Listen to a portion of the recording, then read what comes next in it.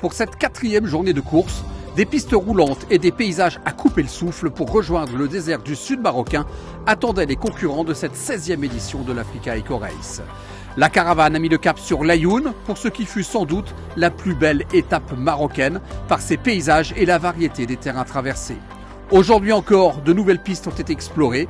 Le plaisir du pilotage a été décuplé sur ces pistes très roulantes du Sahara marocain avec donc 486 km de secteur chronométré.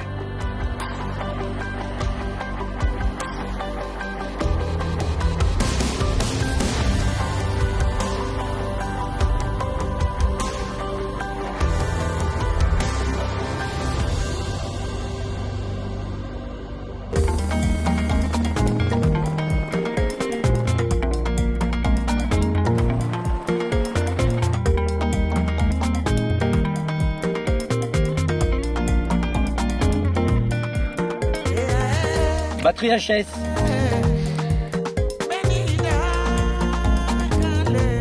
Pour moi, c'était un peu de la vraie découverte. Et puis, ça se passait bien. J'ai remonté plein de gars. Et puis là, je vais m'arrêter. Je m'arrête juste pour recaler bien ce qu'il faut mon Nico. Et puis, elle n'a jamais voulu redémarrer. Et il n'y a plus de jus à sortir de la batterie. Voilà, batterie HS. La journée est finie, mais on va repartir demain.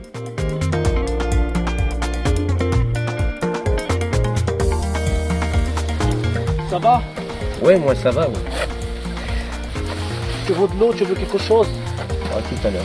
On va d'abord charger là. Ok. La moto.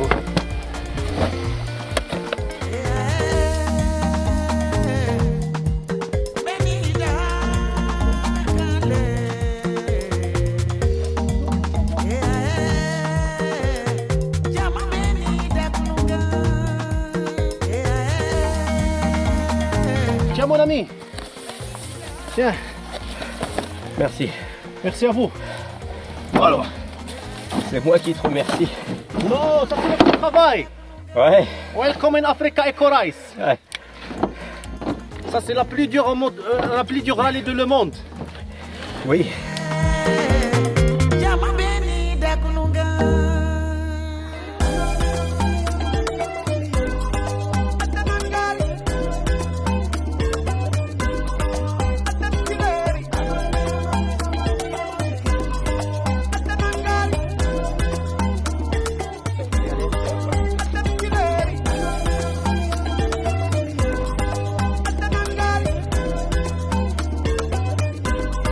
Un italien avec des jantes en 8, mais j'ai regardé, on a essayé de piquer sa batterie, mais malheureusement ça doit être autre chose que la batterie parce qu'on a vu une étincelle et ça marche pas, donc il doit y avoir peut-être deux fils qui se touchent quelque part, mais on va regarder ce soir au paddock ce que ça peut donner pour repartir demain matin.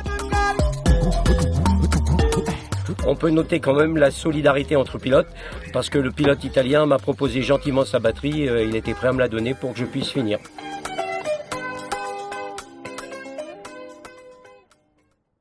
Il était facile de se perdre aujourd'hui pour les 82 motards qui ont pris le départ ce matin. Et ceux qui se sont perdus longtemps. Ce fut le cas de Francesco Montanari qui a concédé un temps incroyable et il a jardiné 45 minutes. Heureusement pour lui, il a été rejoint par Nicolas Charlier et a pu suivre ensuite sa trace pour finalement prendre la 21e place du jour. Au général, il rétrograde à la 5e place. L'an dernier, Nicolas Charlier avait fait la découverte du rallye raid en disputant son premier Africa Eco Race.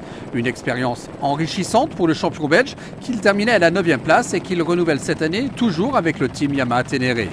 Une opportunité unique pour Nicolas d'intégrer une équipe professionnelle et de côtoyer des motards comme Alessandro Botturi et Paul Tarès qui malheureusement a été contraint à l'abandon après une chute lors de la 2e étape. Nicolas Charlier mesure parfaitement la chance qu'il a d'être au sein de ce team de pointe. C'est vraiment une super opportunité de mon côté de pouvoir rejoindre un team super professionnel comme ça. C'est une vraie équipe, il y a vraiment beaucoup de personnes, une personne attitrée pour chaque poste et qui sont là pour nous aider, nous supporter. Moi, ça me permet de mon côté d'apprendre beaucoup plus vite que si j'étais venu un petit peu de mon côté. Donc c'est déjà la 2e année que je le fais là maintenant. Donc voilà, je continue à apprendre à mon aise. J'aime beaucoup la moto, ça se passe bien, je me sens en confiance. Et c'est vrai que si Alessandro maintenant a besoin d'aide éventuellement, j'ai toujours ma moto qui peut lui servir pour lui donner des pièces de manière plus rapide. Et Nicolas Charlier est ici pour parfaire son apprentissage de rallye raid. Il apprend vite et plutôt bien et n'hésiterait pas, le cas échéant, à venir en aide à son leader en cas de nécessité.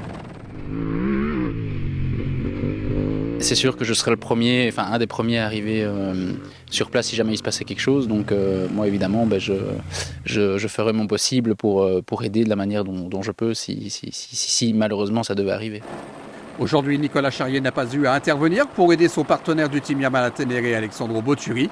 Il prend la 4e place de cette 4e journée marocaine. Au général, il pointe à la 10e place. Et lui aussi, il termine dans le top 10 du jour. Guillaume Borne continue de bien rouler. Et comme tous les jours depuis le début du rallye, le Marocain était accueilli par son papa à l'arrivée, mais aussi par des dromadaires. J'ai l'habitude du Maroc et des chiens qui traversent. J'étais un peu... C'est pas grave, j'ai perdu quelques secondes. J'avais envie de le tenter, mais ça se tente pas. Donc j'ai freiné, des gros coups de gaz. Après, ils auraient pu, les gars qui sont là-bas, le pousser de la piste parce que c'est un peu bête de le laisser sur la piste. Mais bon, c'est pas grave. Le dromadaire fait partie de la piste et du Maroc, donc c'est chez lui ici, il nous laisse rouler, c'est déjà pas mal. Il a toujours le coup de guidon de ses 20 ans. À 56 ans, Pål Anders Solvallsetter continue d'impressionner et s'amuse de sa situation lorsqu'il explique qu'avec l'âge, il lit moins vite son roadbook alors que sa moto roule plus vite que par le passé. C'est dangereux, certes, mais l'expérience du vieux renard norvégien fait toute la différence. Il se sent comme dans sa jeunesse et se permet même de doubler Montanari à quelques kilomètres de l'arrivée qu'il franchit en 3e position. Devant, c'est devenu une habitude. Un jour c'est toi, un jour c'est moi. Aujourd'hui, c'était à son tour d'ouvrir Jacopo Ceruti du fait de sa victoire d'étape d'hier. Il a trouvé cela très dur et très long. Ce fut une étape très physique avec 30 à 40 km de sable mou vers la fin. L'Italien termine 2e et concède sa place au général. Mais ce n'est pas bien grave car Ceruti le sait, tout se jouera en Mauritanie. Et puis pour la 2e fois en 4 jours, Alessandro Boturi signe le scratch.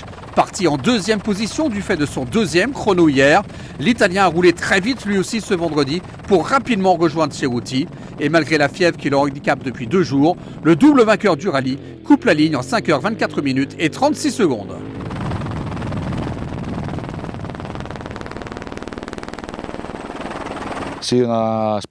C'était vraiment une spéciale très longue. Encore une fois, c'était très compliqué, très exigeant. On est parti sur la spéciale ce matin à 8h30. L'étape était très longue et très physique.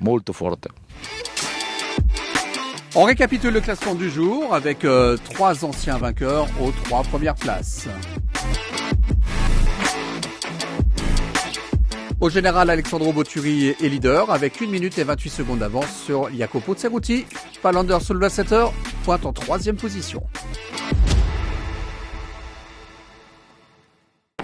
Dans la catégorie auto-camion SSV, Vincent Vreunix pouvait largement espérer faire mieux qu'hier après avoir terminé à la 3e place. Mais à pleine vitesse, le Belge explose son pneu à 20 km de l'arrivée alors qu'il avait rattrapé et doublé Uredicek. Une petite frayeur, mais le principal pour Vincent est de préserver l'auto. Il finit tout de même sur le podium. À 49 secondes de Thomas Uredicek qui continue de s'amuser comme un fou dans ce formidable terrain de jeu. Son Toyota l'a emmené dans des contrées qu'il n'avait encore jamais explorées pour une journée qu'il n'est pas prêt d'oublier. C'est peut-être une des étapes les plus difficiles que je n'ai jamais disputées. Parce que c'était, dans un premier temps, une étape très longue, la plus longue du rallye. C'était aussi très rapide.